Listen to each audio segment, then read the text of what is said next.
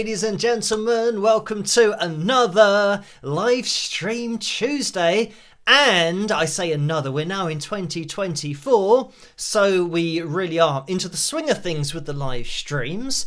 And hello you guys in the live chat room, I can see you in there. And let's give some early shout outs. We have Mimi321, Laura's in there, Billy, Bob, Deborah, Linda, Laurie, Janice, Tammy, Dawn, Beverly, or Bev, Mimi321 again, Julesy, and Julesy says we are risking life and limb to be here.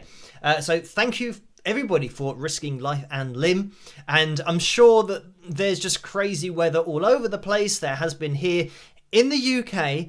It was really windy, then there were floods, and then there was wind and floods, and now it's freezing. So I think tonight's going to be -3, something like that. So the flooding has stopped, but it's obviously still there for people. Like, it doesn't just suddenly go away. So the water's still there, but then with the temperatures now getting below freezing, obviously that water is potentially going to freeze. So yeah, we'll have to see what's going on with the weather in the future, but hopefully it's going to start to get a little bit warmer, maybe stop raining as much, and we can maybe go back to normal. But then these days, who knows what's going on with the weather. So anyway, thank you guys and gals. I call everybody guys. I think it's a normal thing for a collection of people to be referred to as guys, even though maybe in other countries I know actually in the USA you do say guys and gals. I think it's gals, GALS, but here we just say hi guys. That's what I always say, as you guys know over on Patreon. Now I refer to everybody as guys, a collection of people, no matter who they may be or what they identify as. That's the way of saying it nowadays. But anyway, thank you for joining me. And tonight, the report for just before we went live. First of all, again, I got logged out of my YouTube account and I had to log in again and do the 2-factor authentication thing. But that wasn't too bad. That was at about 25 to 11. So I managed to sort that out. But just when we were going live, YouTube said live streaming is not possible at the moment. That's all it said when I clicked to literally go live. So what do you do with that? So I clicked on the thing that says try again, and then thankfully it did connect, and then I could start the live stream. But these are the things, the bumps in the road that we have to navigate throughout the live streams. Even before we've started the live streams, something will go wrong. So we'll see what else goes wrong. But fingers crossed it'll be fine, because generally once we get up and running, then it's just all on me making mistakes, and it's not really a technical thing more often than not. Having said that, I'm keeping an eye on the chat room because I always assume that you can see me, that the camera's working, and that you can hear what I'm saying as well with the microphone. So I just assume that that is working out in the live chat room for you guys, that you can hear me and see me. So let's jump into the live stream, and as we always do, looking at the names of my lovely patrons at the bottom. And on the last live stream was the names started in a weird order, and I think that's started again tonight. I don't know why that happens sometimes. And let me just check. I'm going to double check what it should be. It should definitely be starting with sponsored by the Wings of Pegasus patrons. So I'm going to get rid of that. I'm going to start it again and see if it's actually going to go through. No, it's not. So anyway, it will go through all of the names, but for some reason it just does them in a random order. And tonight I have checked the names and typed in any names that were missing from the list over on Patreon. So they should appear at the bottom here. At some point, it'll go through a select number of names until it then says the sponsored by the Wings of Pegasus patrons, and then it'll start the whole list again. But anyway, yeah, a huge thank you to these lovely people at the bottom of the screen, because they make this all possible in the first place. And like I was asked on the last live stream about making YouTube or my channel into a members channel thing, that's not something that I can do due to the fact that I look at other people's music, and the copyright for that music I don't own, so therefore I can't have membership things on my YouTube channel. So that's why these people are so important, because they allow me to do everything that I do. As I always say, they are the foundation of everything that I do, including these live streams, analysis videos, cover videos that I've done in the past, all of that kind of stuff. So, yes, over on Patreon, I was asked as well, relatively recently, my grasp of time is always a little bit off, because, I mean, the years seem to just fly by. So this might have been from a while ago, or it might have been recently, but somebody said something about maybe having some kind of chat or call thing on Patreon for patrons.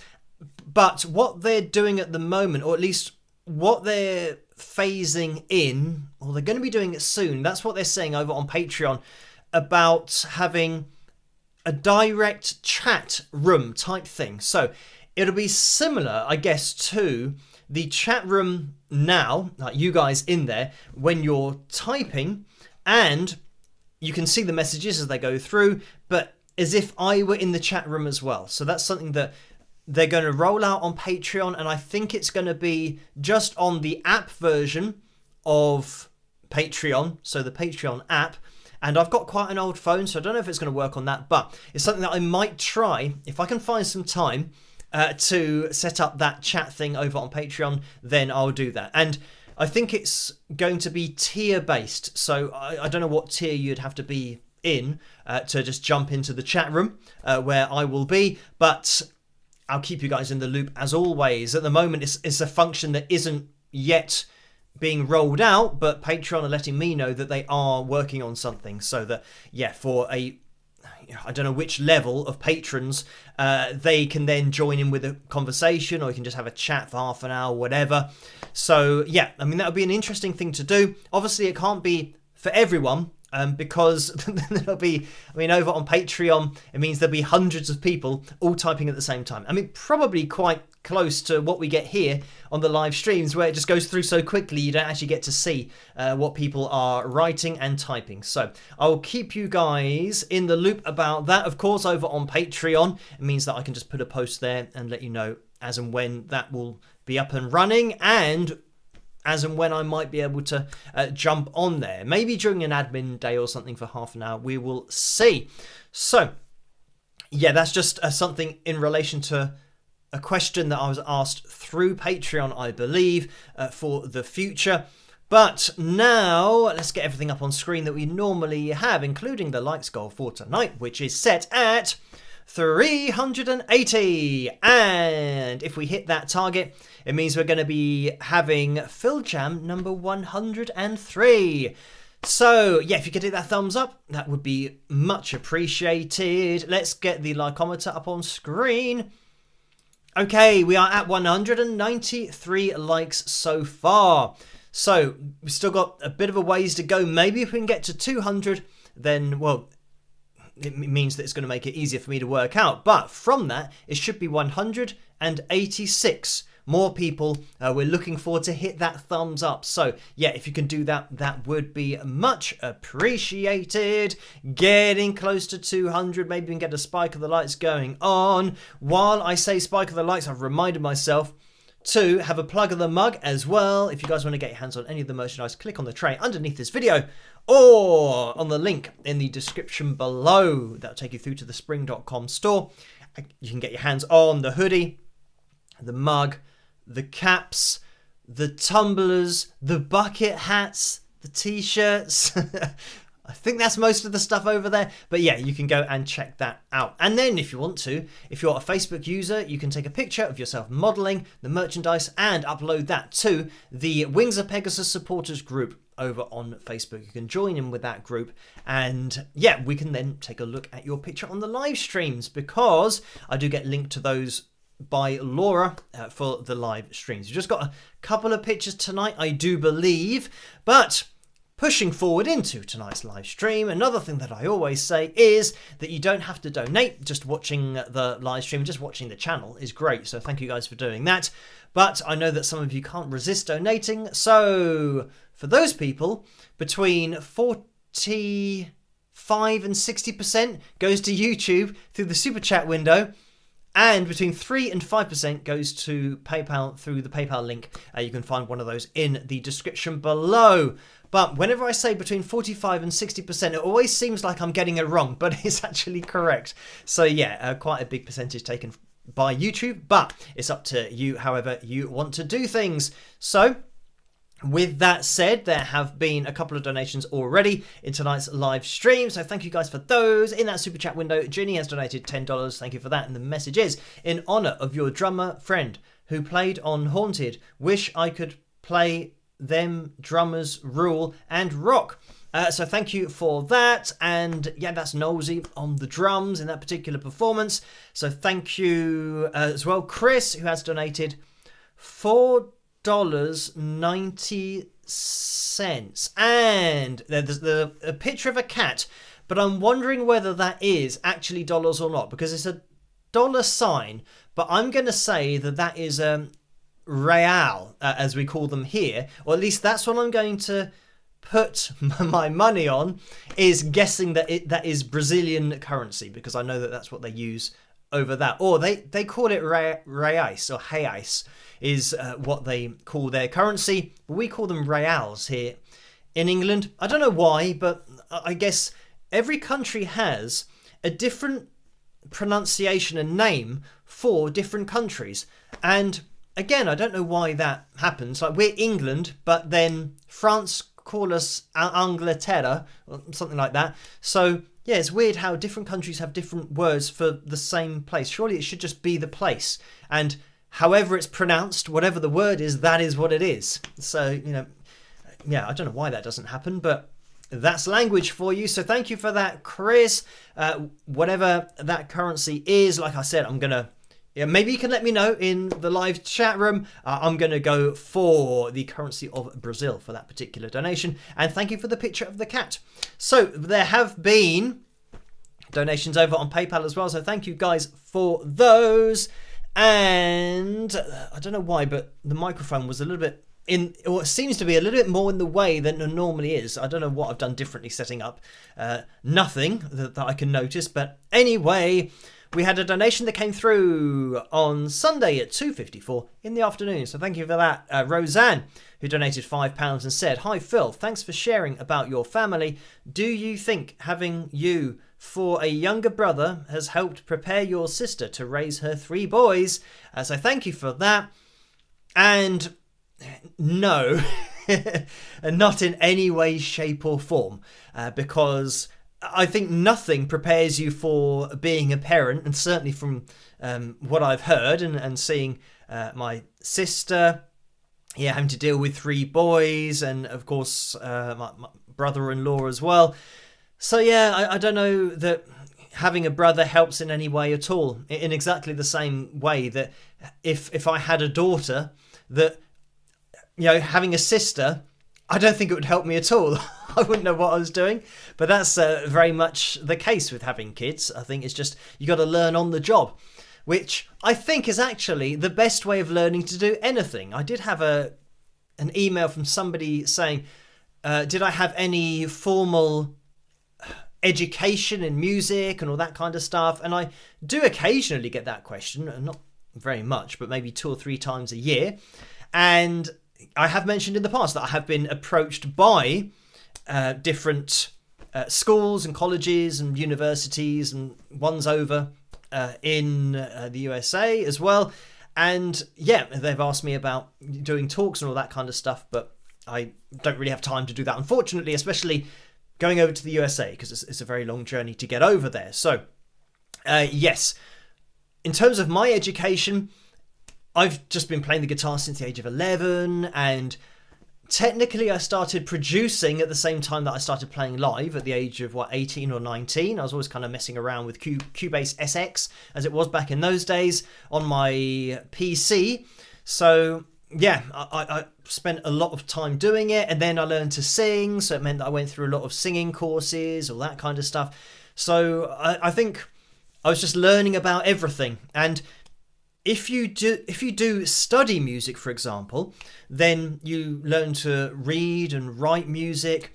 But what I did was, through teaching guitar, then I learned to kind of read and write music to a particular level, to a level that I could stand, because I don't like doing it, and I didn't like doing it at all. It just is so preconceived, whereas I like music to be more, reactional and something that you're consciously creating. And like, if I hear a song, rather than thinking, oh, how does this song go? Let me find the sheet music. I just listen to how it goes, and then you play how it goes. And so for me, the writing down and relaying it, obviously, to other people who then can read music, who can't hear that information, then it's a very important tool. But if you can hear the sound and then replicate it, then you don't need to write it down, because you just listen to it, go, okay, right, well, I can play that, just play the sound that goes with the sound that you can hear. So that's just how I've done it. And yeah, I know for some people that's totally a different way to the way that they do it.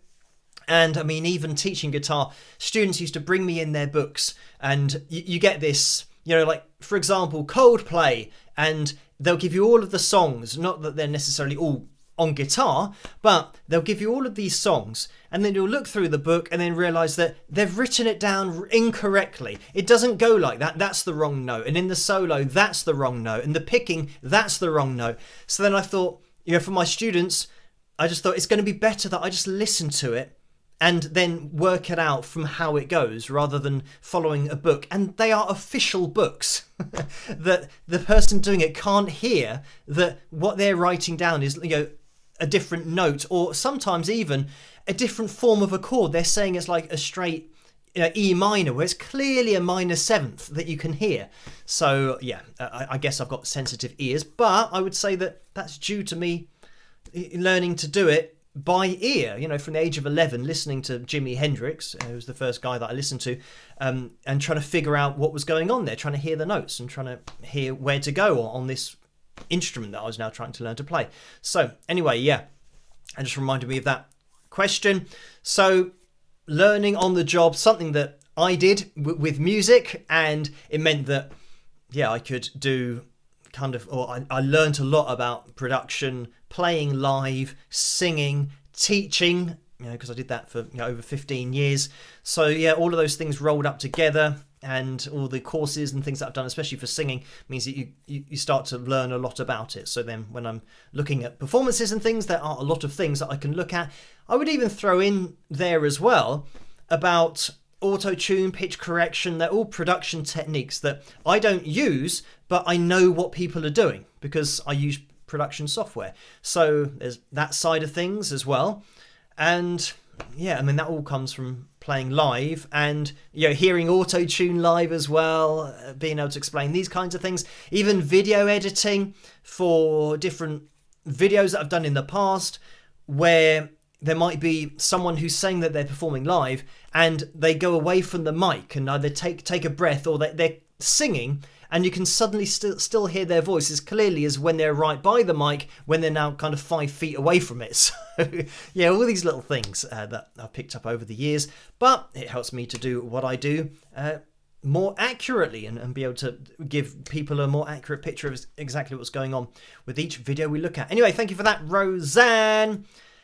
And Penny has donated £20 as well. Thank you for that, Penny. The message is, Happy New Year. Can you explain why there are multiple bridges on your guitar? I know very little about electric guitars, except that I like music. So thank you for that, Penny. And I'm assuming, there's just an ad that's trying to jump into the live stream, so I'll skip over that. So yeah, I think what you're referring to are not bridges, like the bridge, and let me turn around and grab this. This isn't actually plugged in, so it means that if we do hit the target for tonight's Phil Jam, is going to be the gem later on. You won't be able to hear this, but well, you don't really need to hear it because I'm explaining things about the front of it. So the bridge is here, this silver bit at the bottom of the guitar, and just with bridges, you can sometimes have either a fixed bridge or a floating bridge. You can have a Floyd Rose bridge, which will be on the gem. But basically, if it's not fixed, it means, I don't even know how this, I was going to say, I don't even know how the tuning is on this. It's not very good. So I'll try and play something, and you won't be able to hear that. It's probably too quiet. But anyway, this adds vibrato to whatever you're playing. So the bridge has to be floating and not fixed in order to get a sound, because it needs to be floating to move up and down to give you vibrato, so that when you're pushing down on it, it's reducing the tension on the strings, and then when it comes back again, it's going back to where it started. You can actually pull up on it, which means it increases the tension on the strings, therefore you get a higher note If you push down on it, because the strings get more floppy, you now get a lower note. So yeah, that's what that does. But that's the bridge. Not that you asked about that. But these bits here are the pickups. And they pick up the sound of the strings. Really, just think of them as tiny microphones that make it, be able to be played at volume once you put it through an amplifier. Because as you can tell here, when I'm hitting the strings and when I played the strings, they're not very loud. But once you connect a lead to it, these microphones then get amplified through the amplifier. So anyway, and depending on where they're placed and the angle of like this bridge pickup, as it's called, depending on where they are, you'll get a slightly different tone, a different sound. So generally, in a nutshell, this one here is going to give you a more bassy sound. So it means these bottom strings are going to sound a bit fuller. This one in the middle, it's called the middle pickup, is the neck pickup and the bridge pickup, kind of a balance between the two. So it's like your middle, literally, if you had an amplifier, that's where your mids are coming through. And when you get into playing solos, most people go to, even though this is a giveaway, it's actually in the neck position. So the last solo I played on this, I was using the neck position because I just like that thicker, bassier sound, especially on this particular Strat. But anyway, going to this is your bridge pickup because it's closest to the bridge here. And this now accentuates the top end, the treble. And when you're playing solos at the top end of your guitar, the high notes, you might have a run where you're going all the way up the guitar and then you play a high note to finish with. You want that high note to really cut through the mix and, be as trebly as you can make it within reason to taste. You don't want it, so trebly it's going to hurt everybody's ears. So that's why you then put it on the bridge pickups here. So that's it. So you've got like treble, middle, bass. Obviously, that's a very simplified explanation of it, but those are what these do. So there you go. And I don't want to get too complicated with it, but I was going to say they are single coil. I was just making sure that I wasn't going to miss I say that is now, I think it's hanging properly. Okay, if it collapses, then we'll have to deal with it. But anyway, yeah, those are single coil pickups, which means that it's just a single pickup rather than a humbucker, which is like two next to each other. So on some guitars, like unfortunately you can't really see it behind. Well, now you can. You can see that on the Gem we get two humbuckers, and in the middle of the two humbuckers we just have a single coil in there. So yeah, that's why those look a little bit different, but that's what I think you're referring to. So thank you for that, Penny. And let me go into the next one. Nicole has donated £12 as well. So thank you for that, Nicole. And the message is, hello, Phil. I hope you're well. I looked at the BBC weather. Lots of flooding again. Stay safe, you and your family. Kiss and rock always. So thank you for that. And yeah, I mean, fortunately, the rain is not coming down like it was. But the problem is that it's not going away. It's not as if it's really hot weather now and there's loads of wind kind of blowing water away. So now it's just kind of sitting in people's houses, unfortunately. So yeah, I'm lucky that I am unaffected by it, but lots of people have been affected by it. But thank you for that, Nicole. And there's been another one that's come through from Steve for £5. So thank you for that, Steve. And the message is, when you write a song, how do you decide which key to use? How does that key affect the way it sounds and how you play it? So thank you for that, Steve. And being a guitarist, it means that my songs would always start with a riff. And when I say they start with a riff, I mean I'm just messing around with playing different riffs on the guitar and I think, oh, that was quite good. So then you stick with that. And generally that's going to be in, most songs, heavy riff songs on the guitar are in E, if not E flat, if you're talking about slightly heavier genres. And I'm a hard rock kind of guy, so I do have my Ibanez Geo detuned to E flat, so that's what I play in for my album and my songs.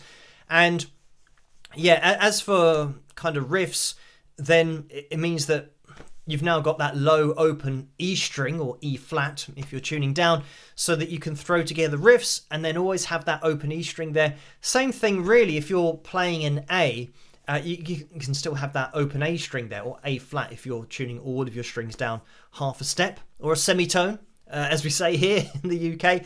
So yeah, as for the key, I mean, there might be some songs that aren't in E flat or E flat minor, and thinking about that, yeah, once I've got a particular progression or a particular riff, the melody is then kind of worked out with not really, coming up with notes that I know I'm not going to be able to sing. If I start on like an A4 and then try and go higher than that, those are notes that I think, well, that's stupid, because I'm starting at the top end of the male tenor range and then going above the male tenor range before I've even started. So yeah, generally, like in a verse, it would be a lot better to start an octave below that and maybe make my high note in the chorus an A4, which would be an octave higher. So yeah, that's certainly something that when you're coming up with different melodies, I think when I first started writing songs or coming up with melodies, because I couldn't sing, I wasn't taking into consideration my range and where my voice sits. And you just write ridiculous melodies that then, I couldn't sing in the first place. So trying to sing a melody that even if you could sing, you wouldn't be able to sing, you're starting in a very bad place. So yeah, once I then started to write songs and learn to sing, then I realised, I'm going to have to work my songs for my own voice. And I think that's a positive thing, because it means that it sounds now unique to your voice, because you're not copying the same notes and the same places that other people go with their voices. So yeah, I think it gives it a unique element just to stick to your own range and what you can do. I mean, having said that, there's always the temptation to throw in a high note in songs. So I do probably, more than I should on my songs. But yeah, for the most part, that they are kind of within my range, and that's the way that the melody has been worked out. So anyway, thank you for that, Steve. And obviously affecting the way that it sounds, if you can go down to your low E string or E flat, it means that you're going to get a heavier sound, because you're getting the lowest note that you can do from the instrument. Even though bands now in really heavy genres, they are detuning to not only D, which used to be, I go to E flat, but then D was, drop D was like grunge, really heavy. At least it was considered like that back in the 90s. And then some bands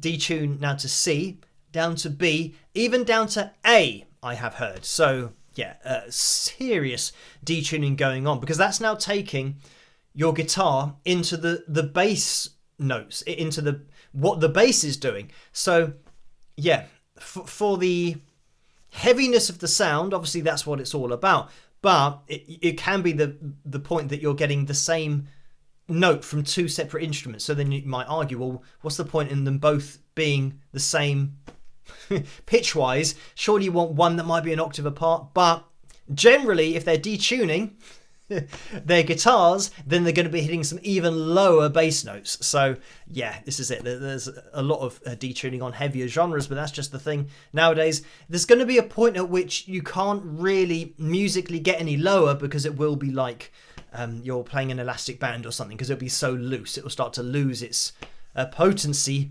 as a frequency for you being able to kind of really hear it clearly, or even be able to play the string accurately, because it's wobbling around all over the place. So anyway, thank you for that, Steve. And Tammy has donated £10 as well. Thank you for that, Tammy. The message is, hi Phil, how does the music industry treat independent musicians compared to major label artists? So yeah, thank you for that. And I don't really know if there's an answer to this or for this, because if you're independent like me, it means that you don't have to get involved with the music industry at all. With major labels and managements and publishing companies, all of these things where people can be led astray and potentially sign over rights to things that they should own. if you're not part of the music industry, you don't have to worry about that. So yeah, everything that I do, I'm in control of.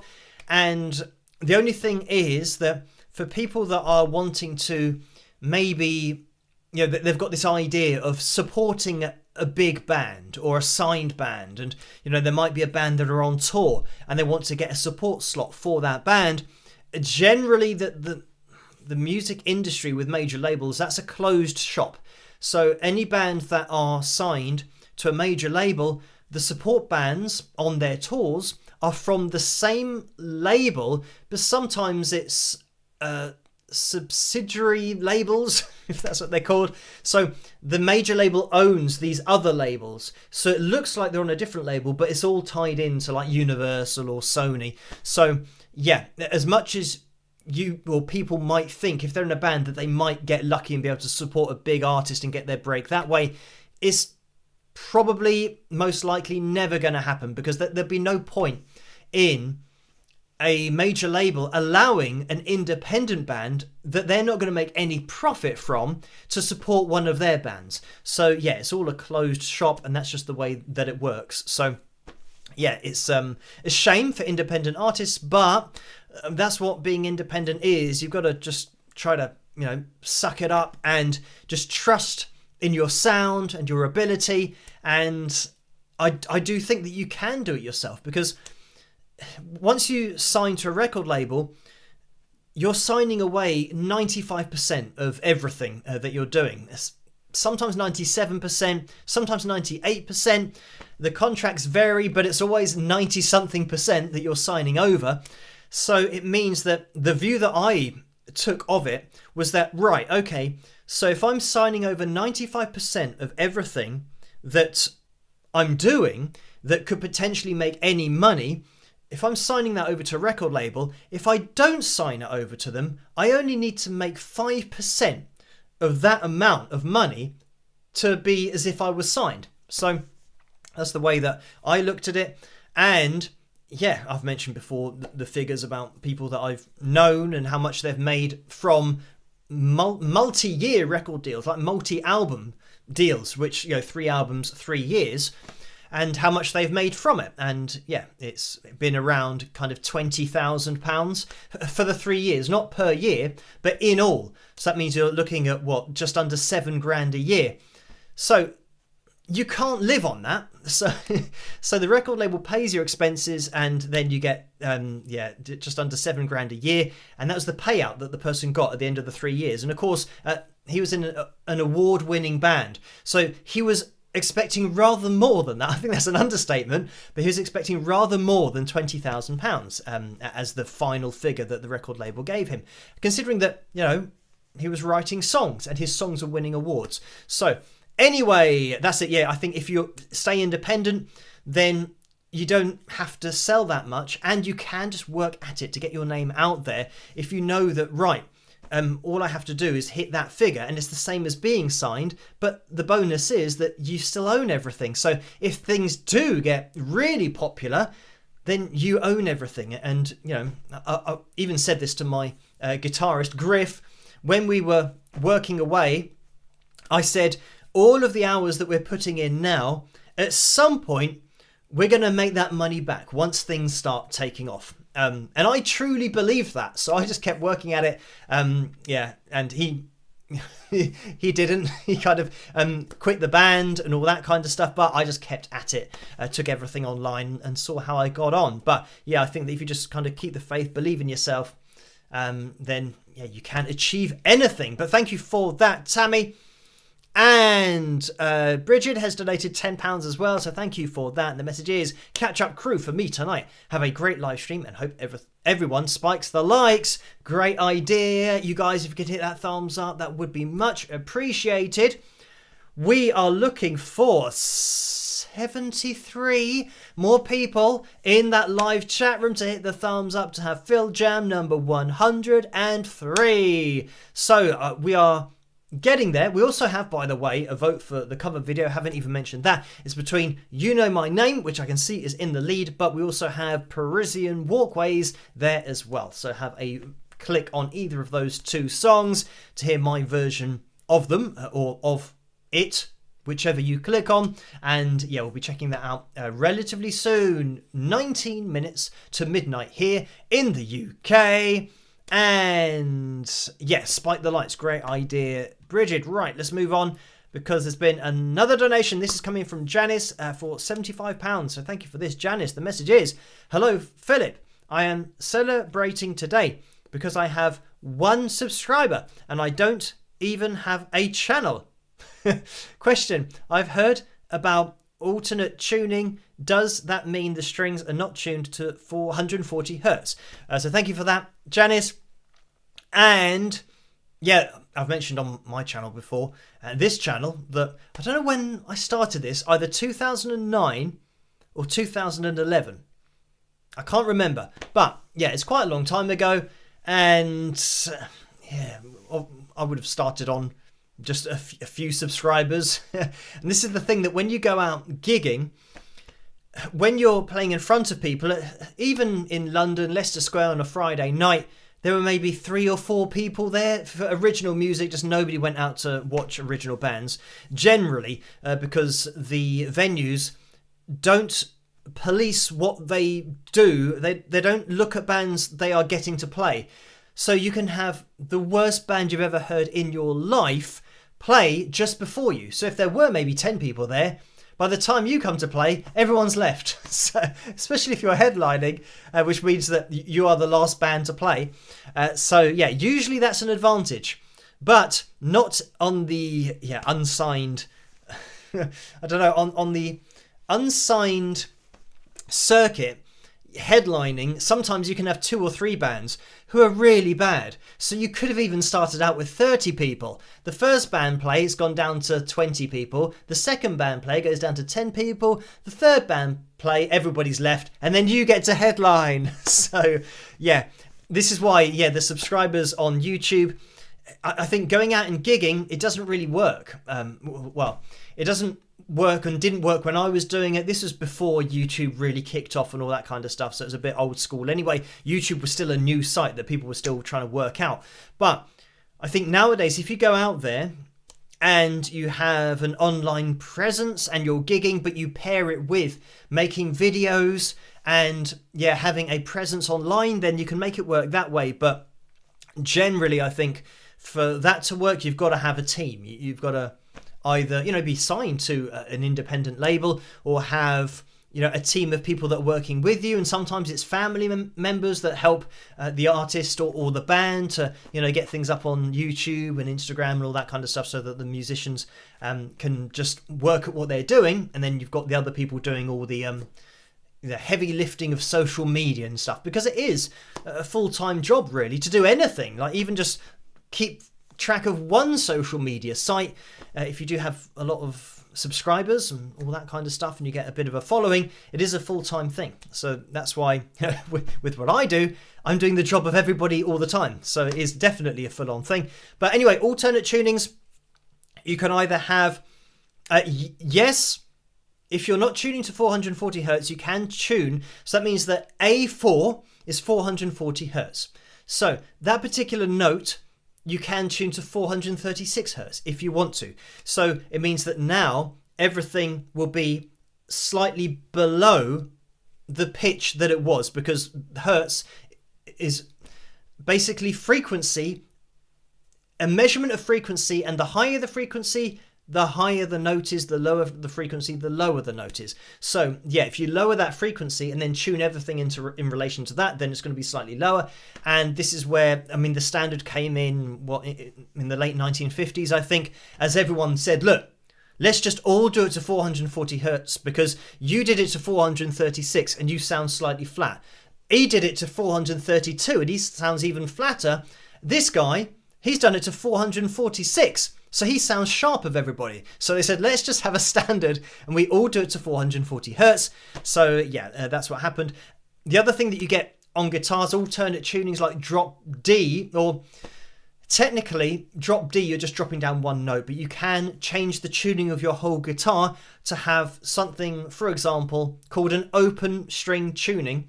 And that means that hitting open strings gives you a chord, so that you don't have to put your hand on the guitar to get, for example, an an A major chord or a G major chord, you can just hit the strings and you'll have a chord. So that is an alternate tuning, an alternate way of tuning your guitar, rather than you having to put your hand on to get the shapes. So yeah, that's changing all of the strings to sound like a chord, rather than changing the frequency that you're tuning to, where the relationship between the strings will still be the same. You need to just, keep your fingers in the same place as you would do if you're tuning to 440 hertz. So so they're two different things, but hopefully I've kind of explained it so that it's relatively understandable. So thank you for that. And another one came through from Janice for £15 after that. So thank you again. The message is, I learned that there is going to be an AI Elvis concert in London in November. Would you be interested in going to a concert like that? So thank you for that question. And yeah, I think somebody else had asked me whether I'd heard about this or not, and I have heard about it, but I haven't really looked into it, and it's not something that I'm interested in going to see, an AI concert. So I'm sure that there are some people who would really like to go and see it, and there have been things in the past, like ABBA, for example. They have something planned in London. I don't even know whether that started or not, where it's 3D. I don't know whether that's AI or not, but it's like a projection, a 3D projection of maybe it is the AI models of themselves performing. So it makes it look like they are young and they're performing the songs. I think I know what happened. They recorded themselves performing the songs, and now the versions of them have been turned into the younger versions of them performing the songs the same way. So I think that's how the AI thing works. But yeah, I mean, even though it's interesting from a technical standpoint, it's not something that, I don't know why, I'm just not interested in going to watch it. So I don't know why that is. I think it's just because I am a bit old school, that I'm just used to, wanting to see the actual person do the actual performance. And I know that obviously if you're talking about an artist who's passed away, then that's the only way people get to enjoy it. So yeah, I'm just going to skip an advert down there. But yes, Chanter of the North said avatars. No, it's avatars. Oh, this must be a discussion you guys are having in there. But yes, thank you for that. Yeah, I don't know how that all works, but I'm assuming it's the AI thing that's making them into younger. Are they called avatars? I don't know if that's true or not. I thought an avatar was like a computer version of yourself on the screen, not a projection. Maybe it's all the same thing, that the projections are called that as well. But anyway, yeah, not something that I'm particularly interested in going to see, but for fans and super fans of particular artists, then I fully understand why they might want to go and check it out. But thank you Denise as well, who has donated £40, and it's a straight up donation, so thank you for that. Very kind donation there. And Debbie has donated £10 as well. Thank you for that, Debbie. The message is, hi Phil, thanks for bringing us the soulful sounds of Solomon Burke this week. No auto-tune or pitch correction needed in this case. Great job, you're awesome, love you, Debbie. So thank you for that. And this is the thing that so many of the requests, and this is probably just a notification for the future of the channel, I am going to keep looking at videos and just getting through my request list, even though I'm finding that a lot of videos now are being pitch corrected and have been pitch corrected. So yeah, it might be the case that we get through videos and I keep on having to say that it's pitch corrected. But the good thing about the really old school videos, and I mean, people generally aren't going back that far, back to 30s, 40s, 50s, 60s, 70s is the earliest that I've heard somebody go back and pitch correct somebody's voice from that decade. So the 60s, the 50s, the 40s, the 30s, that's all safe at the moment. So yeah, Solomon Burke and the old performances, those are great to look at because we get to hear real voices as they were recorded at the time, and it's not been processed. It's not been digitally processed and corrected, and the voice just is what it is. So yeah, it's great to look at those. So this is the thing that when there's a request for a particular singer or a performance from before the whole pitch correction thing took off, for me it's like, it's a little bit more interesting because we get to hear something that is actually happening and we know did happen. So anyway, thank you for that, Debbie. And Laura has donated £10 as well. Thank you for that, Laura. The message is car update ? So this, it's not really a car update because my car is fine. It's an electric car. It's the charger that doesn't work. And where are we now? It's Tuesday. So last Friday, was it Friday or Thursday? Anyway, last week, an electrician did turn up to try and fix it. He couldn't fix it. So he said that he's going to have to try and talk to another electrician or contact the company. And yesterday, didn't hear anything from them. Today, didn't hear anything from them. So I'm probably going to have to chase it up tomorrow. So unfortunately, no car update other than it's still broken, which means that I can't charge my car. I do have a plug that literally you put into the wall that I could charge my car with. It means that it takes about 200 years to charge. But the problem is now that in order to do that, I'd have to put the lead out of the window. So I'd have to have a window open for however many hours I need to charge the car. And tonight, for example, it's going to be -3. So having a window open for I don't know how many hours with that temperature, it means that the whole house is going to be frozen. So unfortunately, it's not something that I can do. So I just have to wait until it's fixed before I can go anywhere, really. But luckily, everything that I do is from home. So I'm okay for food and water at the moment, thankfully. So thank you for that, Laura. So no real update for that. And Christiana has donated £1.52. So thank you for that. And Christiana says rock. And Virginia has donated £10.53. So thank you for that. The message is Phil's wonderful teaching on YouTube. So thank you for the kind words as well. And I don't know why, but sometimes I have comments that just pop into my head, and I'm just going to mention this one because it's about the whole pitch correction thing. Somebody said that I was a hypocrite because I use frets on my guitar. So anyway, I tried to explain to the person that having frets on my guitar, and by the way, frets are the silver lines on your guitar that show you where the notes are. So it's exactly the same as playing a keyboard, pressing a key. You know that key is that key because it's that key. So the same with the frets on your guitar. Like if you're playing an E or an F or a G, you know that that's going to be an E, an F or a G because that's the fret. That's like playing keys on a keyboard. So that's what the frets do. So he was trying to suggest that, why am I a hypocrite and I'm using frets? But I said that, first of all, everyone can see the frets on my guitar. So everyone's, when they're watching me play, they know that there are frets on the guitar. I'm not pretending to play. It's really difficult to explain. I'm not pretending to play a fretless guitar, for example, and then recording a guitar with frets and then pretending I'm doing something that I'm not doing, that I couldn't get the notes, and overdubbing it and pretending to play it. So I don't know why some people can't understand that if you were to sing something and now I change the noise I made to be in tune, how that is totally different because you're creating something that didn't exist. To play the guitar, I've still got to hit the right notes. I've still got to have the ability to do it in the first place, using frets or not. I've got to be of an adequate ability to get the instrument to sound nice, to sound in tune. With vocal cords, it's the same thing. You've got to have the ability to do that.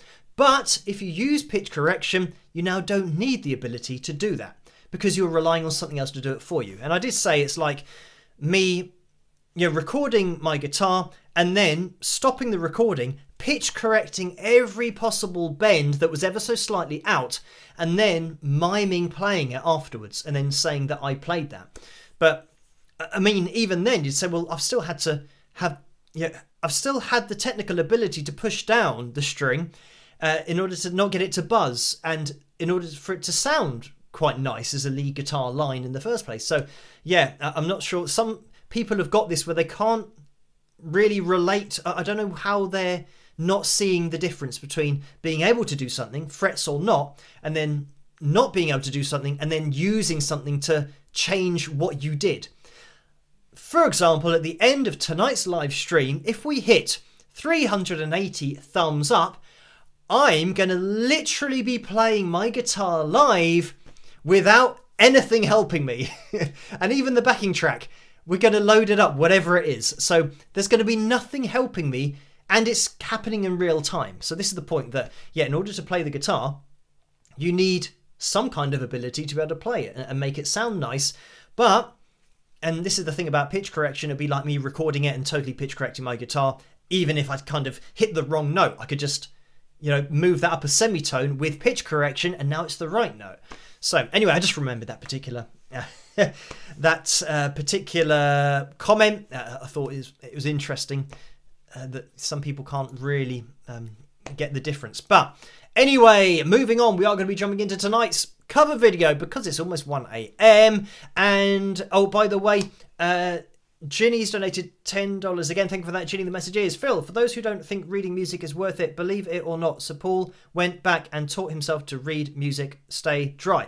So thank you for that. And yeah, this is the thing, that if you want to learn to read or write music, then it's totally up to you what you want to do, But for me personally, I guess because that's just the way that I prefer to play and create music, is not being restricted by anything and saying, right, okay, this is how you have to write this particular run it because you're in this key. It's like, well, whatever I've got going off in my head, I'll just do that. But yeah, it's I don't think you need to. There's been loads of artists. I mean, just the fact that Sir Paul went back, to teach himself to read music or to write music. He did quite well up until that point, not having that ability.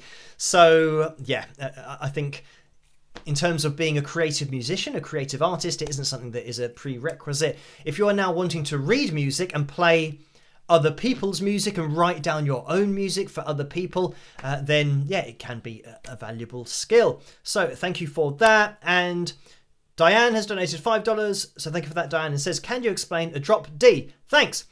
So yes, very quickly, drop D is when you tune your guitar normally to standard tuning, and then you make your low E string 2 semitones lower so that it's now a D.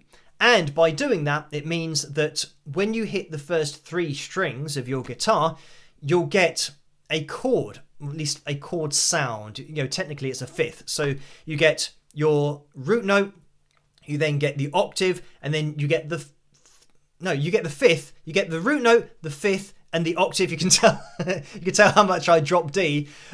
So you've got your fifth in between your octaves, effectively. So you can hit that. And this is why for grunge and Nirvana, all that kind of stuff, they dropped D. And it gives it kind of really heavy sound. And you can just place your hand over the bottom 3 strings in a line, and you can just kind of, play chords that way. But it's not a tuning that I've particularly got into myself. I just tend to keep everything the same, but just detune every string by a semitone. So I'm not playing chords just with one finger over. I'm playing kind of the full bar chord for standard tuning. So anyway, that is it. So yeah, low D string, then your fifth, and then the octave above that, which of course is going to be a D. In standard tuning, your third string down is a D. So this is why all of the other strings, from the A, the D, the G, the B, and the E, they all stay the same, and you just detune that one low string. Hopefully that makes sense. I know that I do my best to explain, but for people that don't play guitar or don't understand it, is sometimes difficult to explain things, but I hope that that's kind of helped. Right, we are going to be jumping into tonight's cover video, which is You Know My Name. That is the one that has won out tonight. So let me end that poll. We'll jump into this, then we'll jump into Picture Corner, then we'll jump into, I was going to say maybe the Phil Jam. we will be jumping into the Phil Jam because we are at 381 likes. So thank you guys for hitting that thumbs up. Let's jump into the covers video. And if you're watching this on catch up, you can keep on hitting that thumbs up. Every thumbs up really does help the channel to grow and for this live stream to get out there. But you guys can keep on hitting that thumbs up. That'll be much appreciated. And I'll see you guys after this. Rock.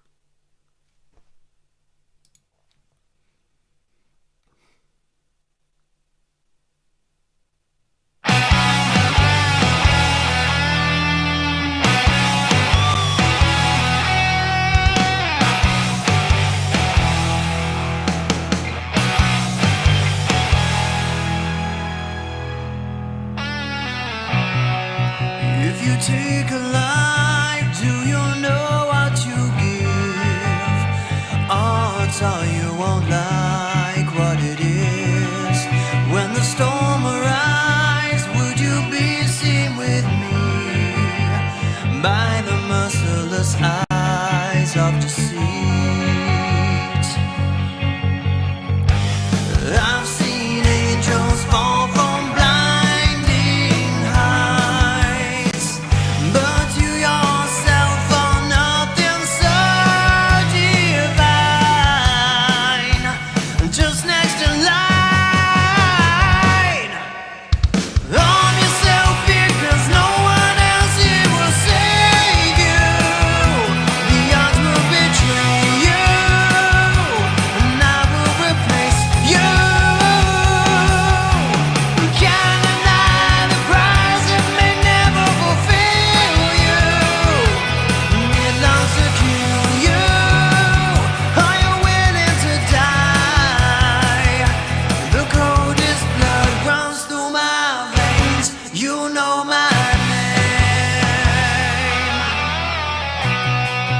If you come inside, things will not be the same. When you return to the night, if you think you've won, you never saw me change the game that we have been playing. I've seen this diamond cut through heart of man. Then you yourself, but if you must pretend, you may meet your end. Harm yourself because no one else here will save you. The odds will betray you, and I will replace you. Can't deny the prize, it may never fulfill you, and it longs to kill you. Are you willing to die? The coldest blood runs through my veins. You know my name. You know my name. You know my name. You know my name. You know my name. You know my name. You know my name.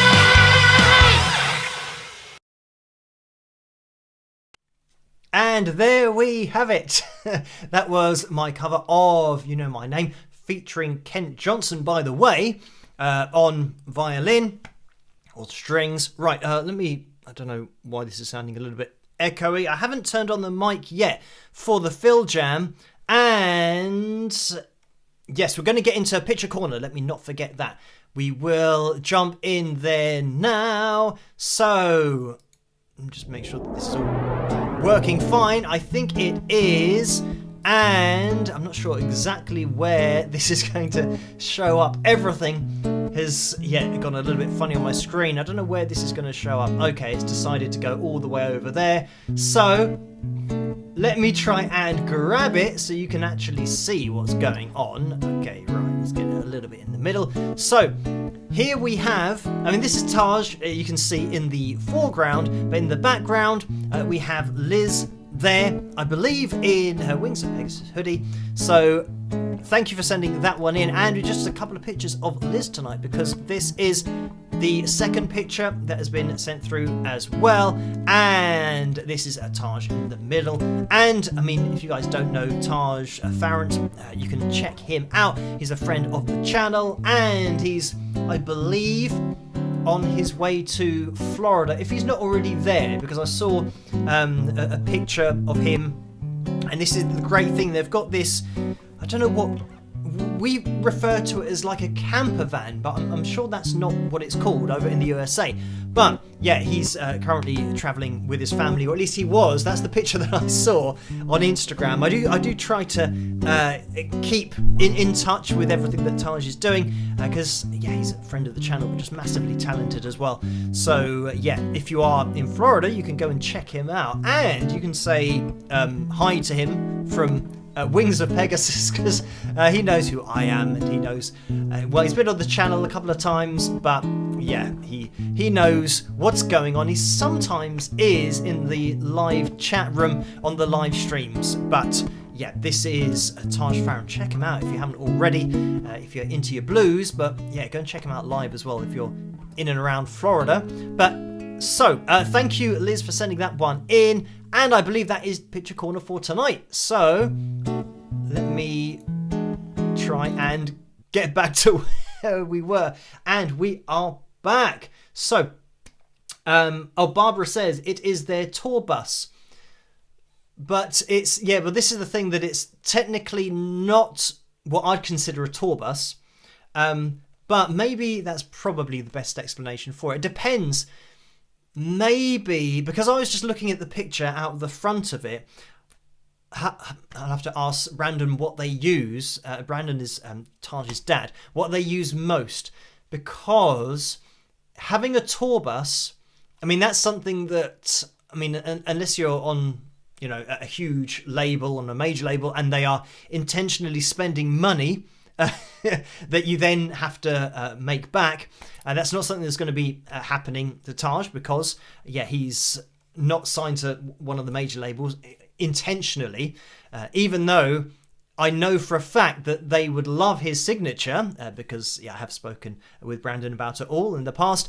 So yeah, as to what they use for the most part to travel to gigs, I think, I mean, a tour bus generally, I don't know whether they'd always be using that, because it would be a lot cheaper and then maximise your profits if you have got what is like, it's, yeah, not really a camper van, but it's massive. So maybe we could call it a tour bus. But for me, a tour bus is where you have maybe 2 floors, and the top floor has all of the beds on there where you and the band sleep, and then the bottom floor, like the one that I was on the tour that I did of the UK, that had just, you know, a TV and lounge area at the bottom, microwave, all that kind of stuff. So it's like the bottom part is the social part, and the top part is the going to sleep part. So yeah, I don't think it was like that. I think it was more a kind of on one level kind of thing, but yeah, maybe not. So I'm just trying to guess. Somebody said, Susie said motorhome /RV. So maybe that's what it is. I think it, yeah, probably is more like an RV, where they might have, yeah, places to sleep and stuff, and you might have a microwave and, you know, a bathroom on there and everything, but it's not a tour bus where you have, you know, the band sleeping and then kind of areas where you socialise with your bandmates. So anyway, let's move on to tonight's Phil Jam. What was it? Number 103. So let's go over here, and Joe has sent a message, which is good. Bump for Phil Jam 103. Gem distortion sudden ending. Don't forget amp mic. Thank you for that. So I will press that. I might have forgotten without that from Joe. So thank you for mentioning about the mic. Let me click on this. It's 5 minutes and 53 seconds. Okay, was that it? It started really quickly without an advert. So This is E minor metal, in capital letters, backing track, heavy melodic shredventure with some rock horns. So this comes from Johnny Riffs, and that's all in capital letters. Johnny, Johnnny, Riffs, Riffs. On YouTube, that is the channel, so you guys can check this out if you want to. And right, so as for whether the levels are okay, we'll have to just see, but we'll have a listen. I'll keep an eye out for the mix in the live chat room. Let me know. Have I forgotten to do something? I feel like I've forgotten to do something, but okay, yeah, the guitar's working. We'll just jump into it. Zoom out! That was it. Okay.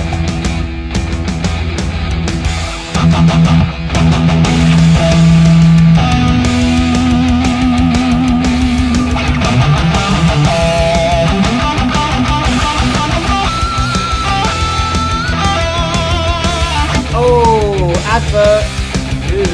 Good. Ready.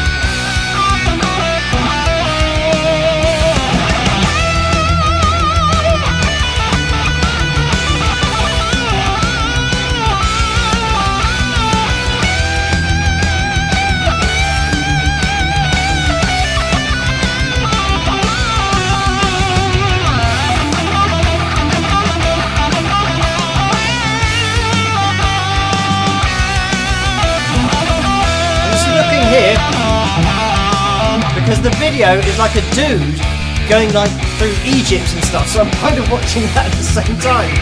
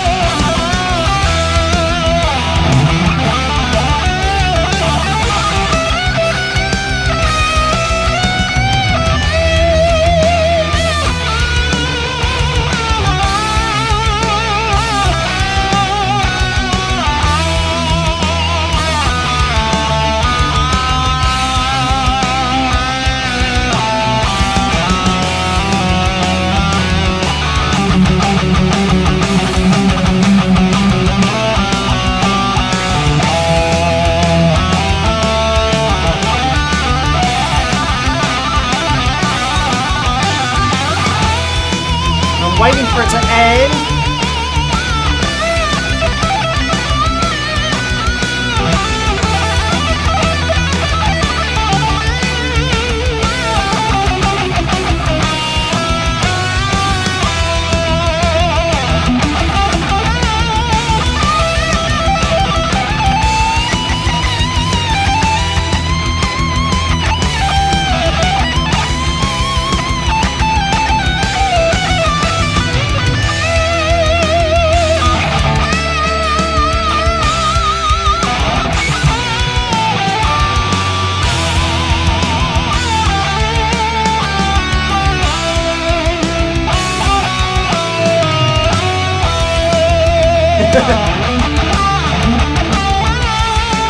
I thought it was going to end like 3 times.